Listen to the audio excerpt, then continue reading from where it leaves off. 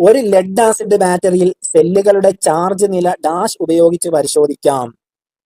എന്തുപയോഗിക്കാം? നമുക്ക് ഓൾറെഡി പറഞ്ഞിട്ടുള്ളതാണ്. ഏത്? ഹൈഡ്രോമീറ്റർ ആണ്. ഹൈഡ്രോമീറ്റർ ഉപയോഗിച്ചാണ് എന്ത് ചെയ്യുന്നത്? ഇത് മനസ്സിലാക്കുന്നത്. നെക്സ്റ്റ്, ഒരു ലെഡ് ആസിഡ് ബാറ്ററിയിൽ ഇലക്ട്രോലൈറ്റ് അളവ് കുറവാണെന്ന് കണ്ടാൽ ഡാഷ് ഒഴിച്ചു കൊടുക്കണം. ഏതാണ്? നമ്മുടെ വാട്ടർ ഏത്? ഡിസ്റ്റിൽഡ് വാട്ടർ ഉപയോഗിച്ച് കൊടുക്കണം. അത്ര തന്നെ. ഒരു ലെഡ് ആസിഡ് ബാറ്ററിൽ എന്താണ്? ഡിസ്റ്റിൽഡ് വാട്ടർ ഉപയോഗിച്ച് കൊടുക്കണം. നെക്സ്റ്റ്, എഞ്ചിന്റെ തിരിവ് ബലത്തിന്റെ വാഹനത്തിന്റെ അവസ്ഥയ്ക്ക് അനുയോജ്യമായ രീതിയിൽ വ്യത്യസ്ത സ്പീഡ് ടോർക്ക് അനുപാതങ്ങളെ ഡാഷ് വീലുകളിൽ എത്തിക്കുന്നു. അതായത് വ്യത്യസ്ത സ്പീഡുകളിൽ എത്തിക്കുന്ന എന്താണ്? ഗിയർ ബോക്സ് ആണ്. ഏതാണ്? ഗിയർ ബോക്സ് ആണ്. പറഞ്ഞ മനസ്സിലാക്കിയാണല്ലോ. എഞ്ചിന്റെ തിരിവ് ബലത്തിന്റെ വാഹനത്തിന്റെ അവസ്ഥയ്ക്ക് അനുയോജ്യമായ രീതിയിൽ വ്യത്യസ്ത സ്പീഡ്, അതാണ് ഉദ്ദേശിക്കുന്നത്.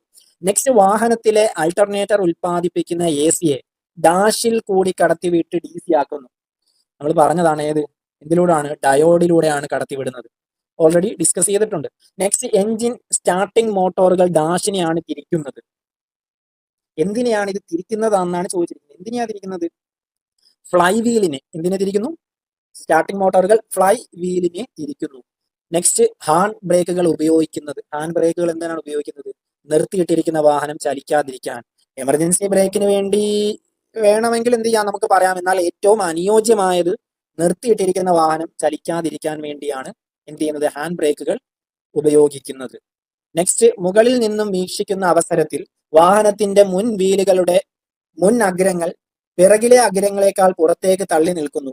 അതായത് നമ്മളൊന്ന് ഇമാജിൻ ചെയ്ത് നോക്കിയാൽ, അതായത് വാഹനം നമ്മൾ നോക്കുമ്പോൾ മുൻപിലത്തെ വീലുകൾ പുറത്തേക്ക് തള്ളി നിൽക്കുന്നു. അതായത് മുമ്പിലത്തെ വീലിന്റെ മുൻവശം പുറത്തേക്ക് എന്ത് ചെയ്യുന്നു? തള്ളി നിൽക്കുന്നു. ഇതിനെ എന്ത് പറയുന്നു എന്നാണ് ചോദിച്ചിരിക്കുന്നത്.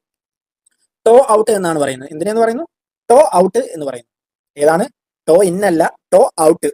To out. ടോ ഇൻ എന്ന് പറയുമ്പോൾ എന്തായിരിക്കും? അകത്തോട്ടായിരിക്കും. അതായത് ടയറിന്റെ പുറകുവശമായിരിക്കും എന്ത് ചെയ്യുന്നത്? പുറത്തോട്ട് തള്ളി നിൽക്കുന്നത്. മാറിപ്പോകരുത്. ടോ ഇന്നും ടോ ഔട്ടും. നെക്സ്റ്റ്, ഡ്രൈവർ സ്റ്റിയറിംഗ് വീലിൽ കൊടുക്കുന്ന ബലം പല മടങ്ങായി വർദ്ധിച്ച് ഡാഷ് വീലുകളിൽ എത്തിക്കുന്നു. അതായത് നമ്മളിപ്പം പവർ സ്റ്റിയറിംഗ് എന്ന് പറയുന്ന രീതിയിൽ, അതായത് നമ്മൾ ചെറുതായിട്ട് തിരിക്കുമ്പോൾ വീല് വലിയ രീതിയിൽ തിരിഞ്ഞു വരുന്നു. ഇത് എന്താണ് ഉദ്ദേശിക്കുന്നത്? എന്താണ്? Steer gear box. എന്താണ്? സ്റ്റിയർ ഗിയർ ബോക്സിന്റെ സഹായത്തോടെയാണ് അത് എത്തിക്കുന്നത്. നെക്സ്റ്റ്, വ്യത്യസ്ത കോണുകളിൽ തിരിക്കുവാൻ പ്രൊപ്പല്ലർ ഷാഫ്റ്റിനെ ഡാഷ് സഹായിക്കുന്നു. എന്താണ് സഹായിക്കുന്നത്? എന്താണ്? Universal joint.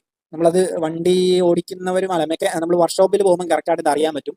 യൂണിവേഴ്സൽ ജോയിന്റ് ആണ്. നെക്സ്റ്റ്, വാഹനത്തിൽ ഉപയോഗിക്കൊണ്ടിരിക്കുന്ന വിവിധ ടയറുകളുടെ വ്യത്യസ്ത തേയ്മാനം നമ്മൾ ഓൾറെഡി ഡിസ്കസ് ചെയ്തിട്ടുണ്ട്. അതായത് അതിനെ കുറയ്ക്കാൻ എന്ത് ചെയ്യണം? നമ്മൾ എന്ത് ചെയ്യണം? ടയർ റൊട്ടേറ്റ് ചെയ്യണം. ടയർ റൊട്ടേറ്റ് ചെയ്യുന്ന എന്തിനാണെന്നായിരുന്നു അന്ന് ചോദിച്ചത്. ഇവിടെ ചോദിച്ചിരിക്കുന്നത് തേയ്മാനം കുറയ്ക്കാൻ എന്ത് ചെയ്യണം. നെക്സ്റ്റ്, ഫ്രിക്ഷൻ ടൈപ്പ് ക്ലച്ചുകൾ എവിടെയാണ് ഉപയോഗത്തിൽ വരുന്നത്?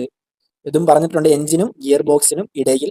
നെക്സ്റ്റ്, അമിതമായ കാറ്റ് നിറച്ച ടയറിന്റെ തേയ്മാനം. ഇതും ഓൾറെഡി അമിതമായി കാറ്റ് നിറച്ചു കഴിഞ്ഞാൽ മധ്യഭാഗം എന്ത് ചെയ്യും? പെട്ടെന്ന് തേയ്മാനം വരും. കാറ്റ് കുറഞ്ഞു കഴിഞ്ഞാൽ രണ്ടു വശം. ദെൻ, ഓയിൽ ഫിൽറ്ററിന്റെ ബൈപ്പാസ് വാൽവ് തുറക്കുന്നത് എപ്പോൾ? ഓയിൽ ഫിൽറ്ററിന്റെ ബൈപ്പാസ് വാൽവ് തുറക്കുന്നത് ഓയിൽ ഫിൽറ്റർ അടയുമ്പോഴാണ് ഈ വാൽവ് തുറക്കുന്നത്. ലാസ്റ്റ്, പെട്രോൾ എഞ്ചിനുകൾ സാധാരണയായി ഡാഷ് എന്നറിയപ്പെടുന്നു. ഇതിനകത്ത് ഏതാണ്? SI ആണോ, CI ആണോ, സ്റ്റീം എഞ്ചിൻ ആണോ, അതോ റോട്ടറി ആണോ? ഏതാണ്? SI ആണ്. പെട്രോൾ എഞ്ചിനുകൾ SI ആണ്. മാറിപ്പോരുത്. സ്പാർക്ക് ഇഗ്നീഷൻ എഞ്ചിൻ ആണ്.